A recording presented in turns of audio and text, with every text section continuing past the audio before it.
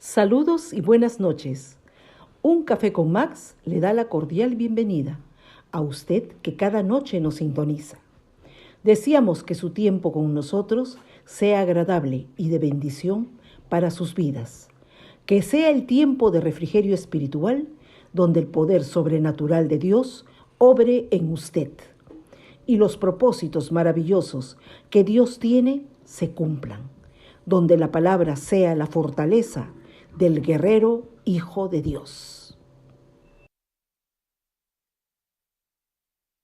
Un toque del amor de Dios cambiará su atmósfera para siempre y lo llevará a cruzar la última frontera hacia su tierra prometida.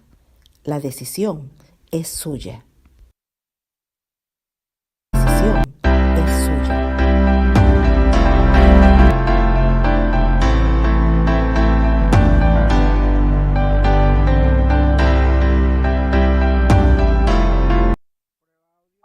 Hola, hola familia, buenas noches.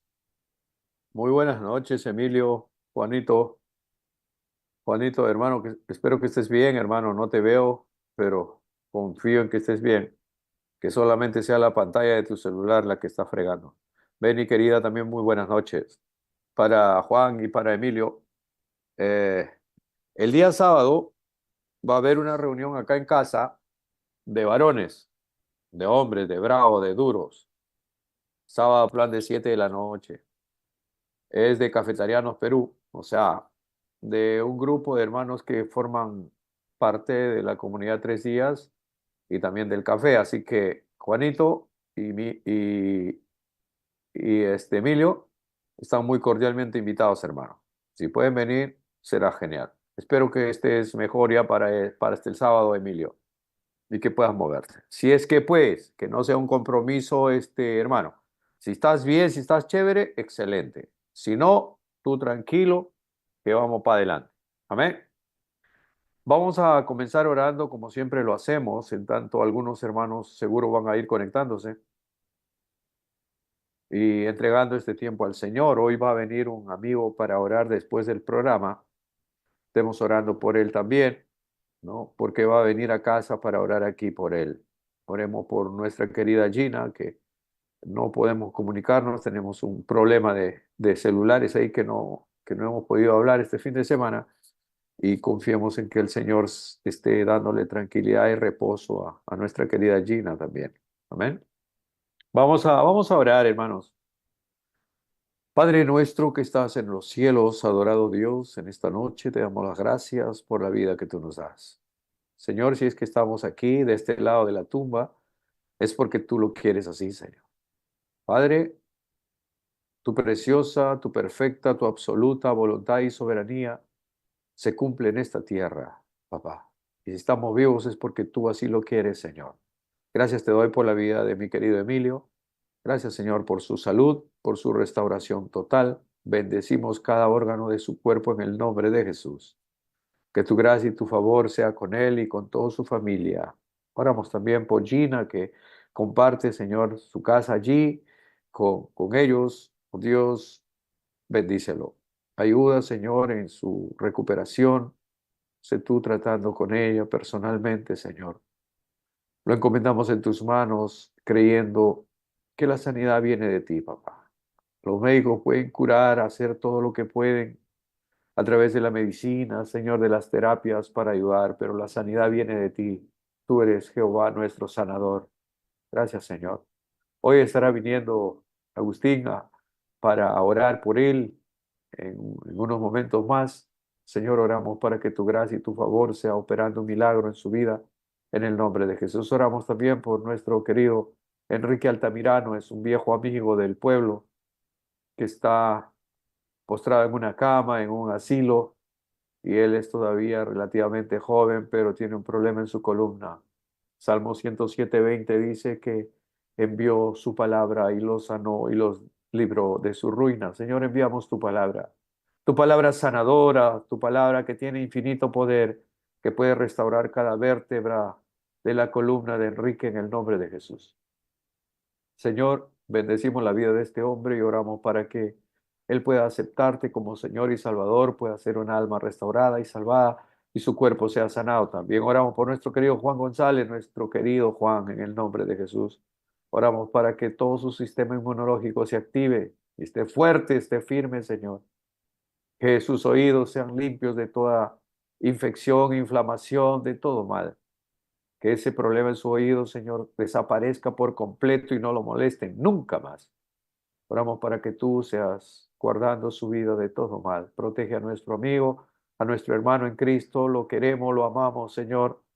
Y es nuestro deseo y oración que sea restaurado. Bendice también a Rocío Jiménez.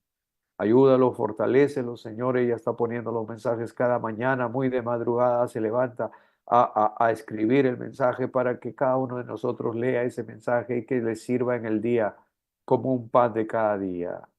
Gracias, Señor. Bendice a Rocío en el nombre de Jesús. Bendice a Beni también, ya está mejor, se está recuperando. Oramos por su restauración total en el nombre de Jesús. Amoroso y gran Dios, gracias te damos por este día. Oramos por María Rivas, que seas tú bendiciendo su vida, a su papá, Señor. Ya es un anciano, Señor, que está dependiendo de sus hijos. Bendícelo, fortalécelo, papá, y dale fuerza también. Bendice a mi mamá, que está por un par de días acá en Lima. Bendice a la viejita, Señor. Hoy estaban visitando un médico. Ayer tuvimos un día realmente muy, muy especial. Muchas gracias por concederme tan grande honor, papá. Fuiste tú, Señor. Gloria a tu nombre. Gracias, Padre. Gracias por haberme dado el privilegio a Caleb y a mí de compartir con la vieja un día realmente extraordinario. Gracias, Señor. Gracias, papá. Encomiendo en tus manos la vida de mi mamá y oro para que tu gracia y tu favor sea siempre con ella. En el nombre de Jesús. Oramos por nuestros hermanos que no han podido conectarse aún. Donde quiera que estén, bendícelos, Señor. Alcánzalos con tu gracia y tu favor. Que tu misericordia infinita sea con ellos. A los que nos siguen a través del YouTube, bendícelos de una manera sobrenatural. A los del Facebook también. Y también, Señor, a los hermanos del Zoom, que son nuestros hermanos con los que nos vemos cada noche. Señor, que tu gracia y tu favor sea con todos ellos. En el nombre de Jesús. Amén. Amén y amén. Aleluya. Gloria a Dios una vez más. Amados hermanos, bienvenidos a casa. Estamos aquí para poder compartir la palabra del Señor, aprender juntos lo que el Señor tiene para nosotros en esta noche. Amén. Vamos a compartir qué es lo que significa la fe para un creyente, para un cristiano. ¿Qué dice la Biblia acerca de la fe? El capítulo 11 de Hebreos, el capítulo 11 de Hebreos, del libro de Hebreos, es un capítulo que algunos predicadores dicen y creen y lo enseñan como que es la vitrina de los hombres de fe, como que es la hornacina, ¿no? En los cines, cuando hay una gran premier y aparece el nombre de la película, el nombre de los actores y tal, esa es una hornacina, ¿verdad? Entonces, el capítulo 11 es como una hornacina de hombres de fe. Dice así, vamos a leerlo. Vamos a tratar de este tema algunas noches y vamos a ir avanzando poco a poco porque realmente hay una enseñanza muy profunda y toneladas de información aquí que me agradaría aprender juntos con ustedes y que nosotros todos podamos ser edificados en esta palabra. ¿Ven? Dice así, comenzamos con el verso 1 del capítulo 11 de Hebreos. Dice, es pues la fe, la certeza de lo que se espera, la convicción de lo que no se ve, porque por ella alcanzaron buen testimonio los antiguos. Por la fe entendemos haber sido constituido el universo por la palabra de Dios, de modo que lo que se ve fue hecho de lo que no se veía. O sea, acá Hebreos capítulo 11, verso 3 dice, por la fe entendemos haber sido constituido el universo por la palabra de Dios. Génesis 1 dice, ¿no? En el principio creó Dios los cielos y la tierra. Bereshit bara Elohim. ¿No? Dice que en el principio es el Señor el que creó con el poder de su palabra. Y dijo Dios, sea la luz y fue la luz. Acá Hebreos ya lo confirma.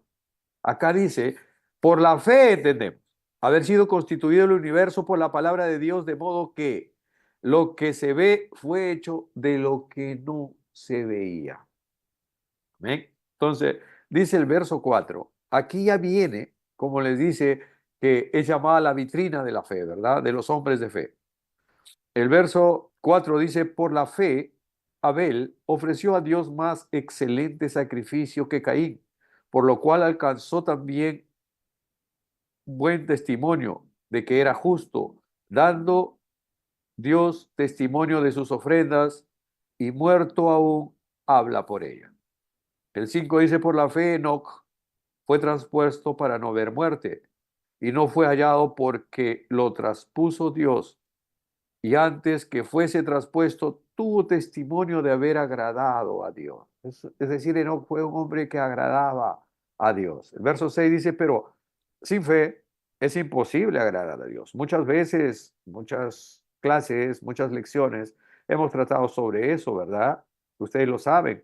Sin fe es imposible agradar. No hay forma de que podamos agradar a Dios si no tenemos fe. No podemos llegarnos a Dios si no tenemos fe de que Él existe. ¿Cómo llegamos a Él? No hay forma. La fe es el puente, la conexión.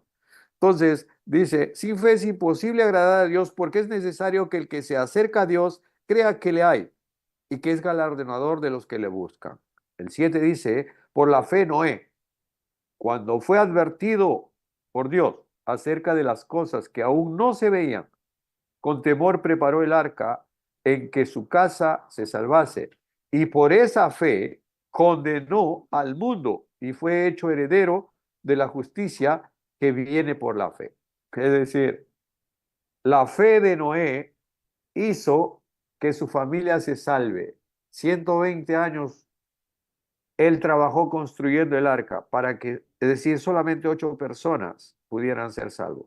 Pero esa misma fe fue la que condenó al resto de la humanidad a que murieran ahogados, porque tan pronto él entró en el arca, Dios cerró la puerta del arca y el diluvio comenzó llevándose a toda esa generación. Entonces, el verso 8 dice, por la fe Abraham, siendo llamado, obedeció para salir al lugar que había de recibir como herencia y salió sin saber a dónde iba.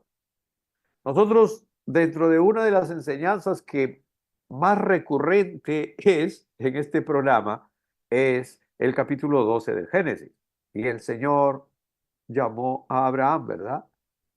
Como que al menos para nosotros en esta parte de la enseñanza, de ahí comienza la vida de la iglesia, la vida del pueblo de Dios, el pueblo de Israel, arranca ahí cuando el Señor hace el llamado, hace un pacto con Abraham. Y aquí dice, en el verso 8, por la fe Abraham, siendo llamado, obedeció para salir al lugar que había de recibir como herencia y salió sin saber a dónde iba. ¿A dónde vas, Abraham? No sé. ¿Cuánto va a durar el viaje, Abraham? No sé. ¿Qué ruta tomamos, Abraham? No, no sé. ¿Y a dónde se supone que vamos? Eso Dios sabe. Qué tremendo, ¿verdad? Entonces, por eso es que Abraham se llama el padre de la fe, no por gusto.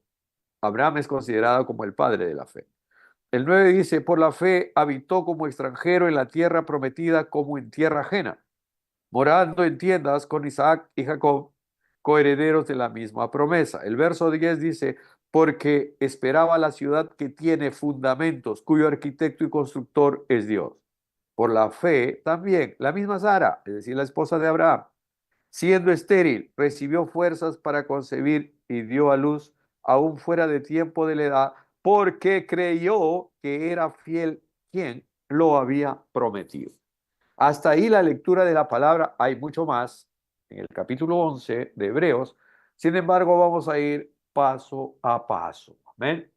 El capítulo 11 de Hebreos dijimos que es llamada la vitrina de la fe, la hornacina, donde se mencionan algunos nombres que tuvieron relevancia por creer en Dios. Es decir, fueron famosos, están escritos sus nombres aquí en el capítulo 11 de Hebreos, porque creyeron en Dios, porque tuvieron fe en Dios. Este capítulo demuestra también la naturaleza de la única clase de fe que acepta a Dios. Hay gente que tiene fe en otras cosas. Hay gente que tiene fe en un muñeco, en un ídolo. que tiene fe en un familiar, que tiene fe en su presidente, en un líder político, que tiene fe en el pastor de su iglesia o en el párroco, ¿no? O sea, hay gente que tiene fe. O sea, fe es creer pues en algo, en alguien, ¿no? Y en este caso hay gente que tiene una fe en su médico. Está enfermo y va a su médico. Dice, yo voy a mi médico porque yo tengo fe en ese médico. Y el médico ni lo toca, lo mira nomás, le pregunta, o el médico le dice, pero yo te veo que estás bien. Y el enfermo le cree que está bien. Y cuando regresa, regresa mejor, sano. ¿Por qué? Porque tiene fe en eso. Pero eso evidentemente no es una fe salvadora. No, para nada. Está creyendo en una piedra, en una persona, en un ser humano, ¿no? O sea, existe ese tipo de fe que nosotros vamos a ir poco a poco estudiándolo para que lo tengamos claro. ¿Ven? Ahora, decíamos que este capítulo demuestra también la naturaleza de la única clase de fe que acepta a Dios. Es decir, en este capítulo 11 vamos a aprender que la única fe salvadora es la fe que viene de la palabra de Dios, del autor y consumador de la fe, de nuestro Señor Jesús, por cierto. ¿No? Entonces, es la fe que cree más en las realidades espirituales invisibles que en las realidades que vemos. Porque las cosas que tú ves, por ejemplo, yo veo acá mi taza y veo que tengo acá una manzanilla. Entonces, no tengo que tener fe para saber que esta es una taza. Pero ya lo veo, lo tengo, es una taza, punto. Y el contenido, un poco de manzanilla. ¿Me entiendes? No tengo que ejercitar mi fe para saber que esta es una taza y que tiene un contenido de un líquido ahí. No tengo que tener fe y ya lo tengo, ya lo veo, ¿no? Entonces, pero yo tengo fe que, por ejemplo, ahí en mi vitrina, en mi cocina, ahí está mi cafetera, que tengo café para pasar, que tengo algunas tazas ahí, que tengo un poco de esencia también, pero no lo estoy viendo, pero yo sé, tengo la certeza que está ahí porque yo lo dejé ahí. ¿Me entienden? No lo veo, pero sé que está ahí, tengo la certeza. Por eso acá cuando comienza el verso 1 y dice, pues la fe, la certeza de lo que se espera, la convicción de lo que no se ve. Es cuando nosotros llegamos al nivel de saber que el Señor existe, que Dios es galardonador de los que le buscan, que cuando tú oras por un enfermo, el enfermo se va a sanar, porque tú vas a orar, vas a poner tus manos, pero va a ser Dios es el que hace el milagro y el que da la sanidad. Esa es parte de la fe. Y parte de la fe del paciente es creer que Dios puede obrar un milagro creativo en su vida y puede sanarlo. Es parte de la fe ya del paciente, ya no del que ora, sino del paciente. Ya verá que hay, ¿no?, dos niveles de fe. Uno que cree para que se dé por tu oración, el otro que cree que va a recibir por la oración de fe del hermano, del anciano que está orando por él. Avanzamos, por ejemplo, el apóstol Pablo en Efesios 3:20 dice, y aquel que es poderoso para hacer todas las cosas mucho más abundantemente de lo que pedimos y entendemos según el poder que opera en nosotros. Esta parte de Efesios me agradaría mucho, les recomiendo que lean el libro de Efesios. Es un libro realmente que tiene una doctrina profunda, tremenda, tiene enseñanzas teológicas realmente inquebrantables que te van a ayudar a crecer. Es pequeño el libro nada más, pero el apóstol Pablo le habla a los efesios, pero de una manera extraordinaria. Me agradaría que lean el libro de Efesios, bueno, desde el primer capítulo, ¿no? Que dice, ¿no? Bendito sea el Dios y Padre de nuestro Señor Jesucristo, que nos bendijo con toda bendición espiritual en lugares celestiales. El apóstol Pablo dice que el Señor ya nos bendijo con toda bendición espiritual, con toda bendición espiritual. No nos falta nada. Y a veces perdemos el tiempo pidiéndole a Dios. Más bien deberíamos usar nuestro tiempo para agradecerle a Dios por todo lo que nos da. Pero ¿qué pasa? Nuestra ignorancia hace que no usemos todo lo que el Señor ya hizo por nosotros. Ahí está la diferencia. No es que si estamos pidiendo a Dios y Dios te va dando de a poquito, de gotitas, ¿no? ¿No? Por kilitos. No. Dice la palabra que Él nos ha dado, ¿no?, bendiciones espirituales, ¿no?, todas, totales, que nos bendijo con toda bendición espiritual en lugares celestiales. Es decir, Él lanzó todas las bendiciones. Agradézcale a Dios y muévase en esa seguridad, en esa confianza. Entonces aquí, en el capítulo 3 de Efesios, el apóstol Pablo dice, y aquel que es poderoso para hacer todas las cosas, mucho más abundantemente de lo que pedimos y entendemos. A veces nosotros pedimos mezquinamente.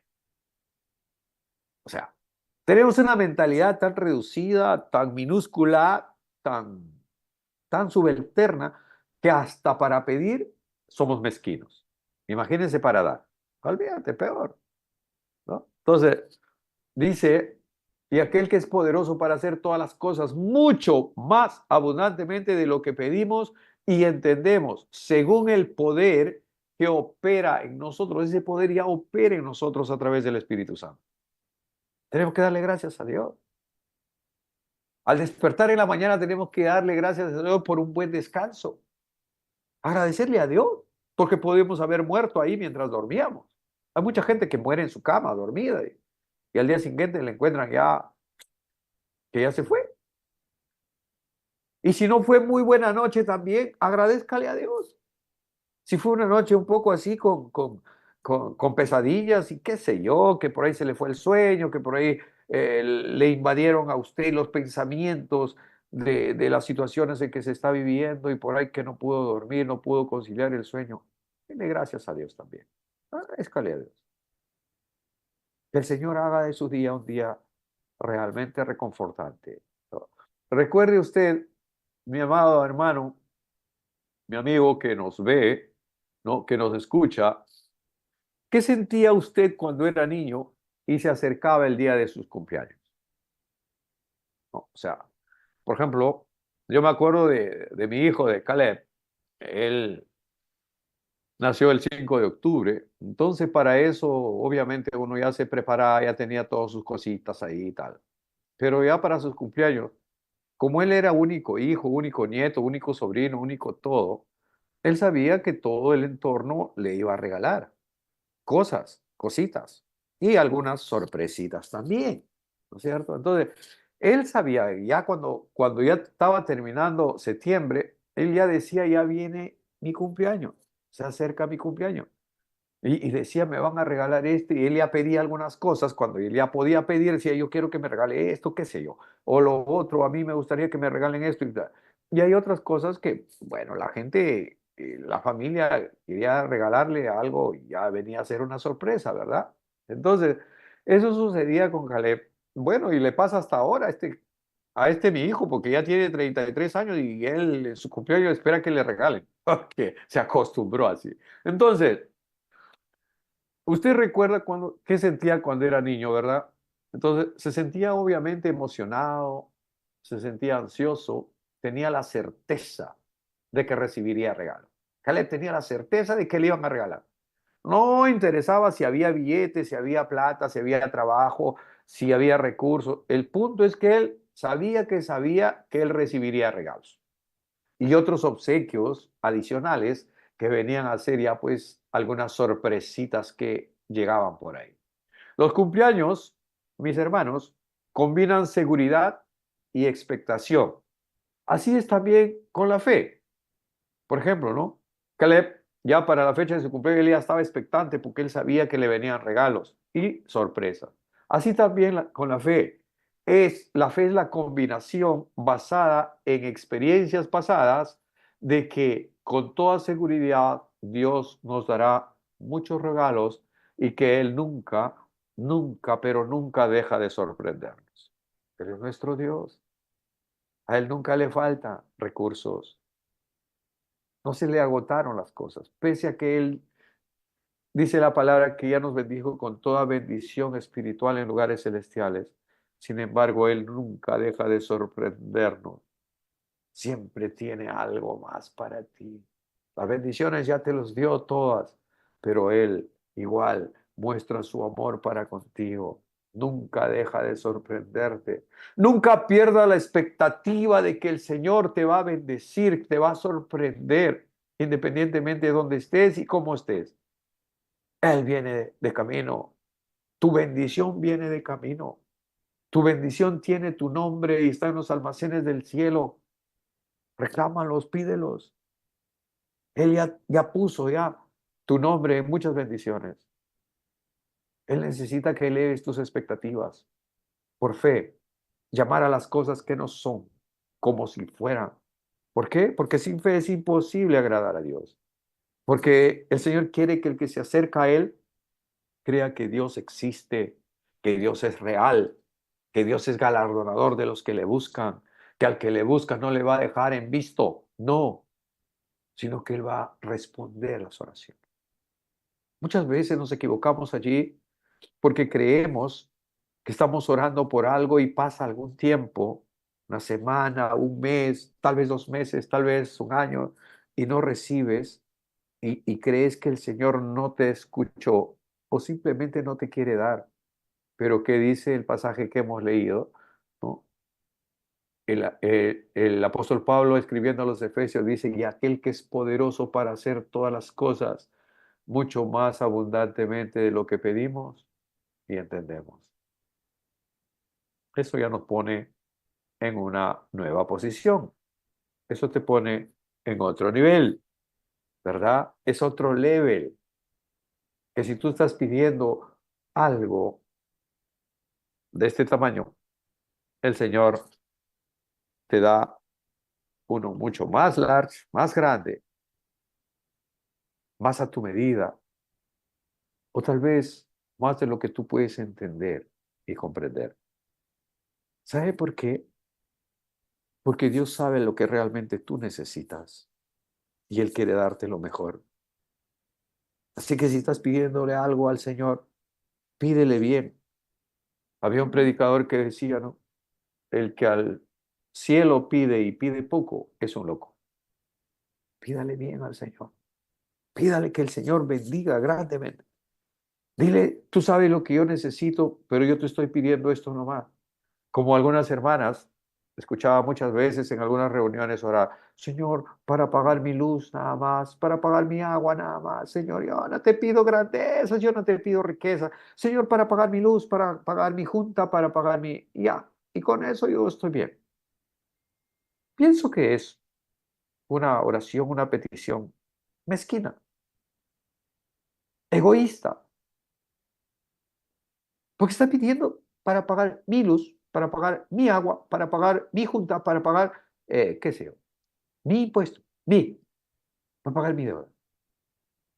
Cuando podría pedir, Señor, mándame para ayudar a todos aquellos que ahora no tienen, para compartir con los que no tienen. ¿Qué tal? Es otro tipo de oración, ¿verdad? Es otro tipo de actitud. Es otro nivel. Que está diciendo, Señor, para mí no más. Como la oración de Tomás, Señor, bendíceme a mí no más. No, que podamos pedir que sobreabunde y cuando sobreabunda, ¿qué haces? Compartes, pues. Le llevas a otro. Sabes que no puedes comer todo eso. Hace poco una hermana del norte me envió un saco de arroz. Y yo sé que yo no puedo comerme, Caleb y yo, un saco de arroz entero. Por ahí que se puede honguear. Entonces, ¿qué hacemos? Lo compartimos, pues. ¿Me entiendes? Lo damos a otros que están atravesando situaciones difíciles. A mí me llega el costal, un saco de arroz, pero nosotros no podemos consumir ese saco de arroz.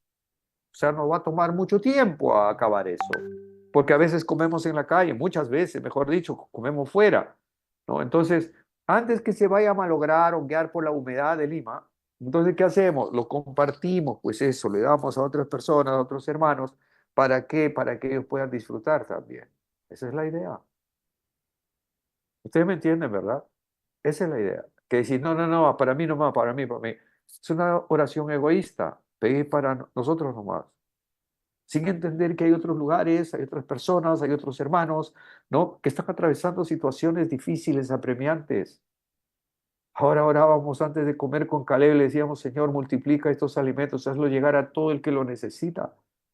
A esas personas que el día de hoy, lunes, han salido a buscar trabajo y no han conseguido.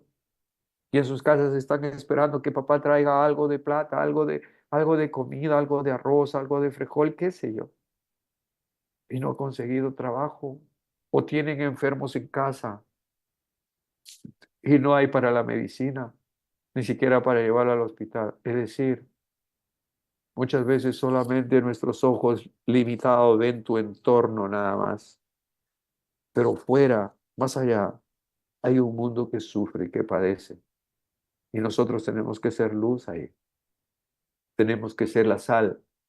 La sal es la que da sabor, ¿verdad? A esta tierra, a esta existencia.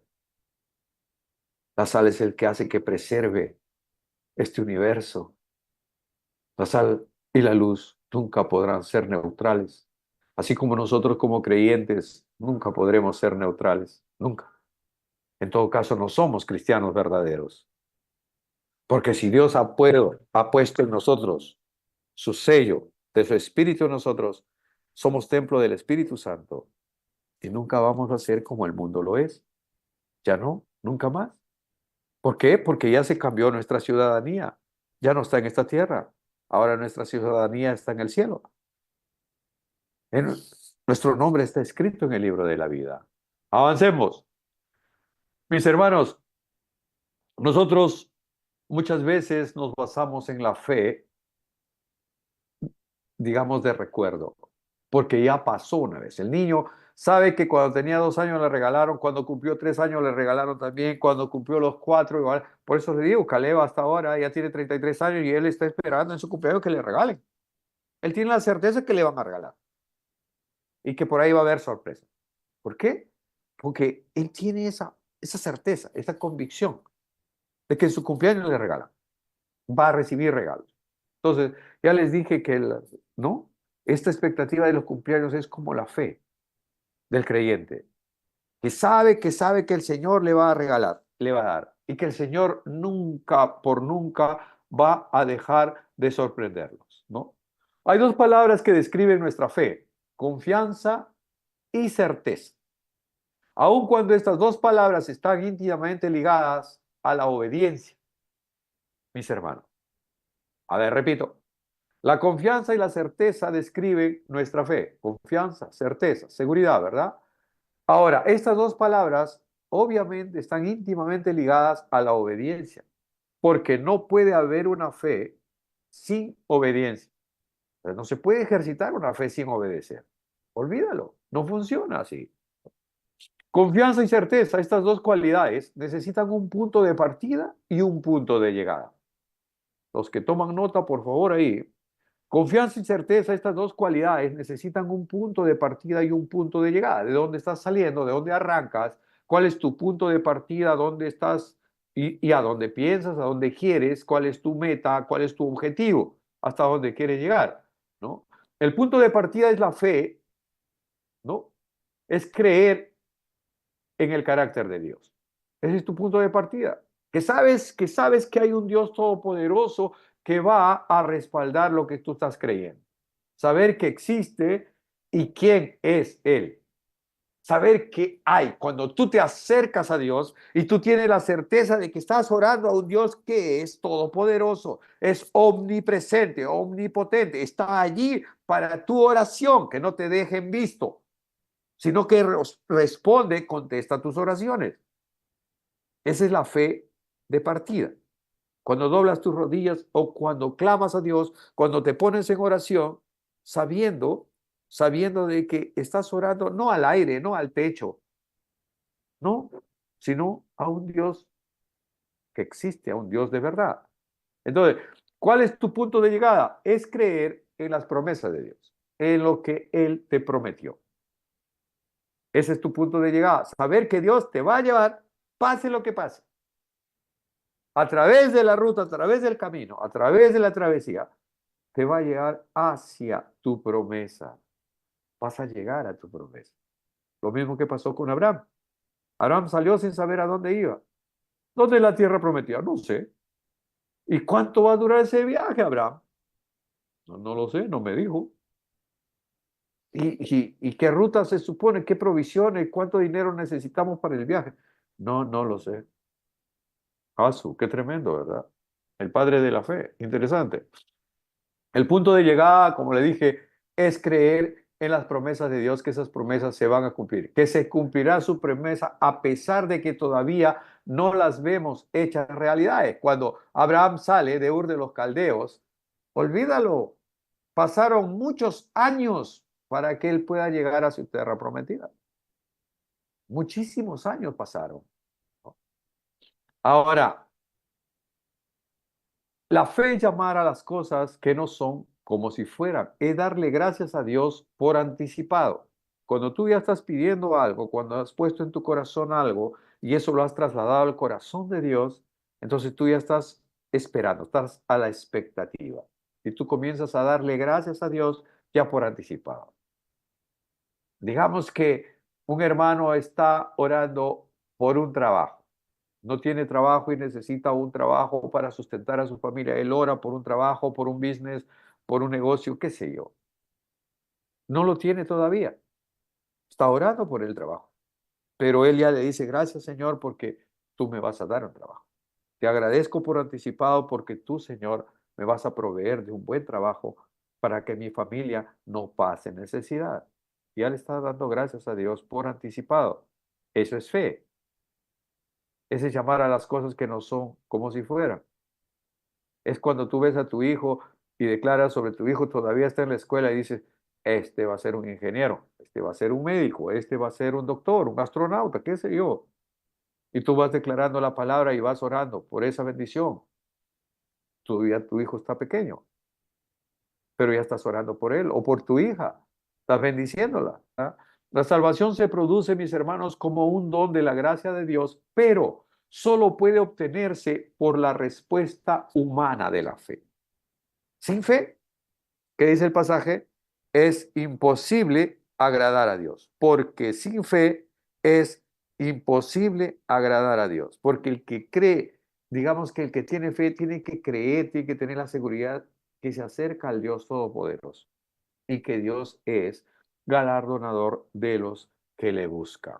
Ahora, mis hermanos, la salvación solo puede obtenerse por la respuesta humana de la fe. Para entender este proceso de la salvación hay que comprender esas dos palabras, fe salvadora.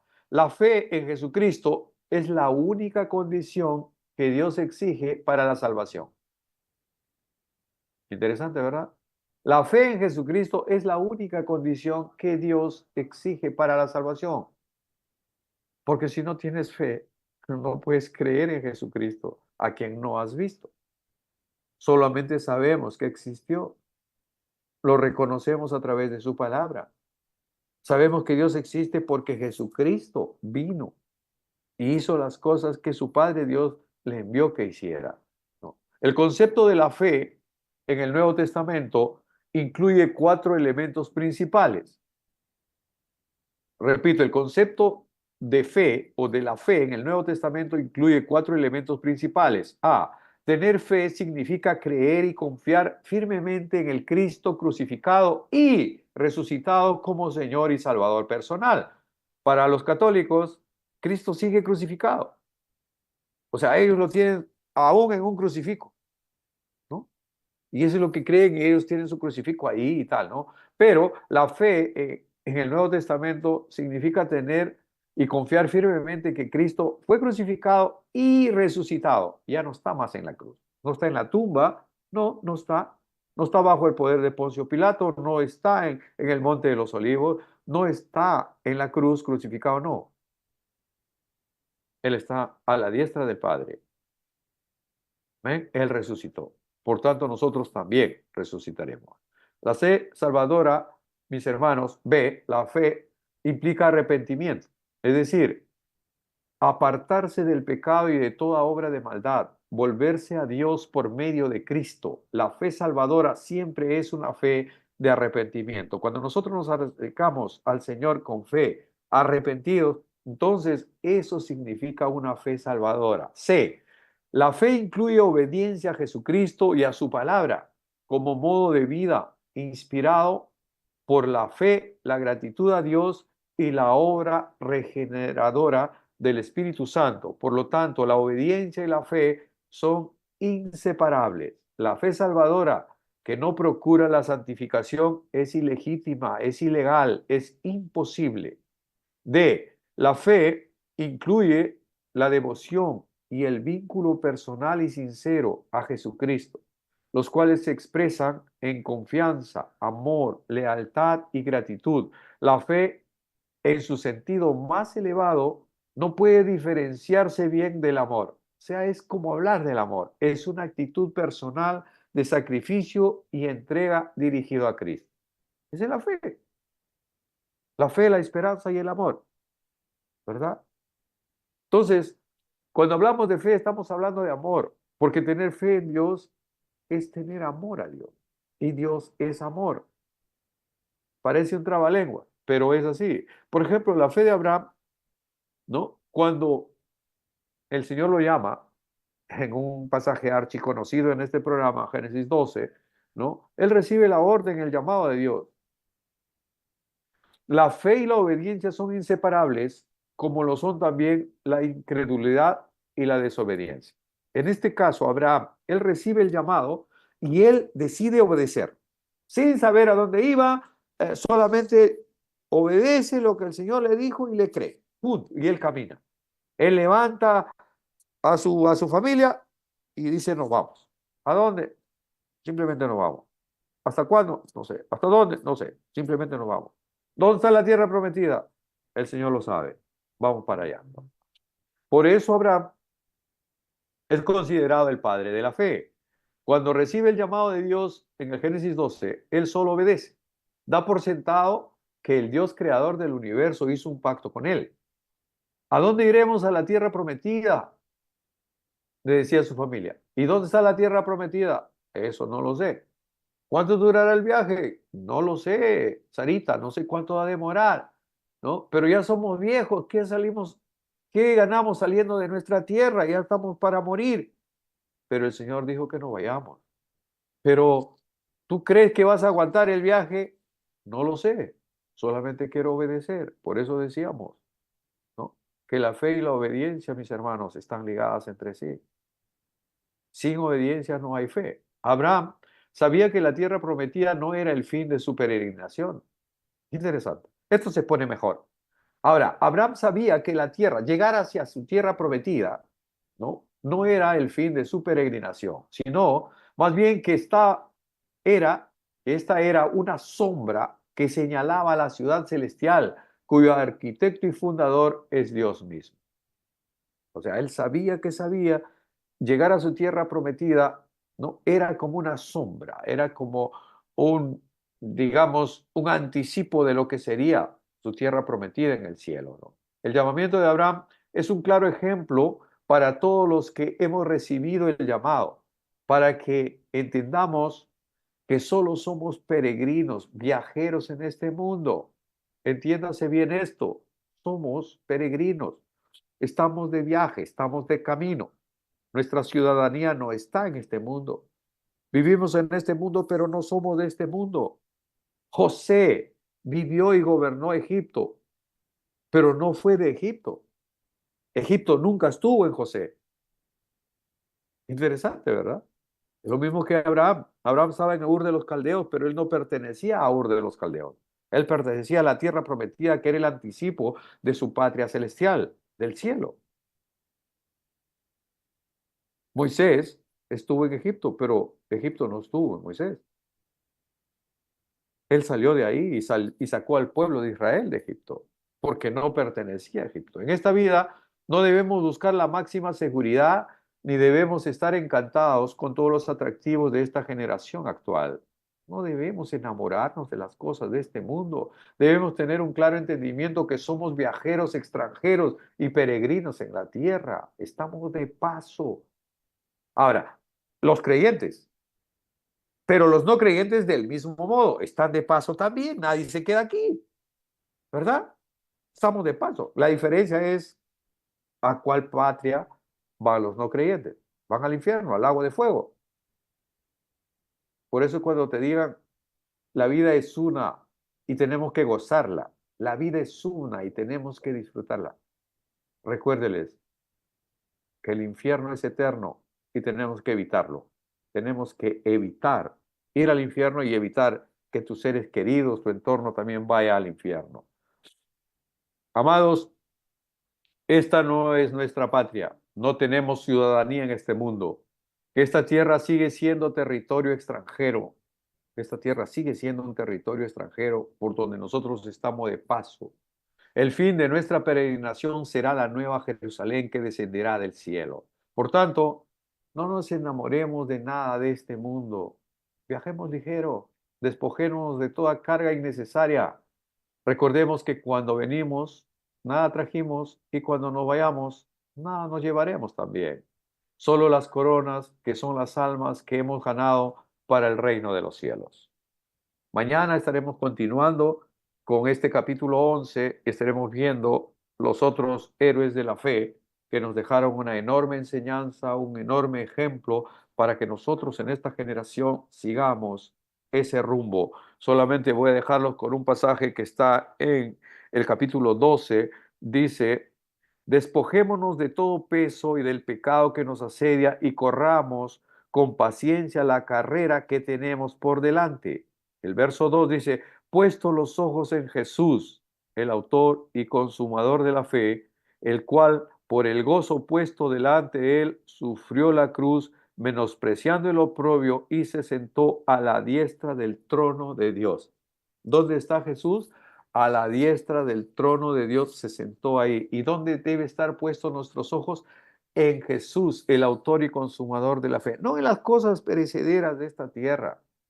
Si ustedes ven los noticieros, están viendo cómo Israel está bombardeando Beirut, cómo está bombardeando todo el Líbano, y cómo edificios enormes, le cae una bomba y todo se derrumba como un castillo de naipes, y todo va quedando en desolación, en escombros. Fíjense cómo está Gaza, o cómo queda una ciudad después de un terremoto, o cómo ha quedado parte de Valencia en España después que se inundó la semana pasada. Todo es destrucción. Lo que antes fue de repente una hermosa casa, un hermoso departamento, un penthouse, y de repente pasó un poco de agua de más, una lluvia de más, y se lo llevó. Y si usted cifró todo su amor, toda su confianza en esa casa, en ese departamento, en ese carro o en ese trabajo, y luego cuando pasan estos desastres, ¿cómo queda usted? Medítelo, piénselo. El pasaje que hemos terminado dice: puesto nuestros ojos en Jesús, el autor y consumador de la fe. Que el Señor los bendiga rica y abundantemente, amados hermanos, que Dios los guarde de todo mal. Si Dios lo permite, mañana en este mismo horario estaremos compartiendo lo que sigue de estas lecciones sobre la fe. Muy buenas noches, familia. Hasta mañana, si el Señor lo permite. Bendiciones.